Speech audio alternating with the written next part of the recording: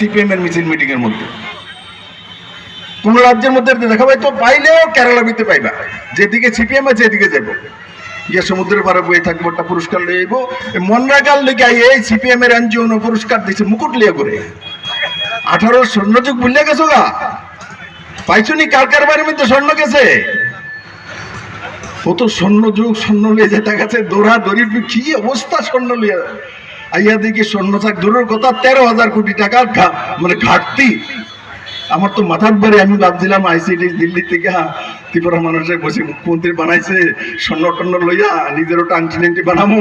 এরপরে দেখি finance minister বলে আমাকে স্যার 13,000 কোটি টাকার ঘাটতি রয়েছে, টাকা কোনখান থেকে আনবেন? পরে আমার ঘুম বন্ধ হয়ে গেছে গা, কই সুদের টাকা দুমু এই দুমু ডেভেলপমেন্ট কই করো। তারপরে গিয়ে নরেন্দ্র মোদীর কাছে উঠছি, স্যার আমার একটু টাকা দেন, তোমার চেহারা এত সুন্দর কেড়ে টাকা দিতাম।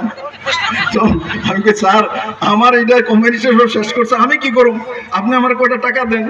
তারপরে উনি আমাকে ত্রিপুরাতে 7th pay commission 7th pay scale দেওয়ার জন্য যে আমি কমিটমেন্ট করেছিলাম ইলেকশন আগে, সেই টাকা নরেন্দ্র মোদী আমাকে এক্সট্রা আউট অফ দেওয়া গিয়ে 1500 কোটি টাকা দেওয়ার কারণে ত্রিপুরাতে কর্মচারীদেরকে 7th পে স্কেল দিতে পেরেছি। নরেন্দ্র মোদীকে 448 কোটি টাকা আমাকে এক্সট্রা দেওয়ার কারণে আমি ত্রিপুরার মানুষকে যে 300, 400, 500 টাকার ভাতা ছিল সেটাকে 2000 টাকা করতে পেরেছি। কমিউনিস্ট পারবে?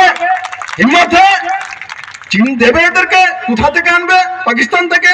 কিচ্ছু করতে পারবে না। আপনারা বেউকুফ বানিয়েছে, ঘুমটা পরে ঘুরাইব।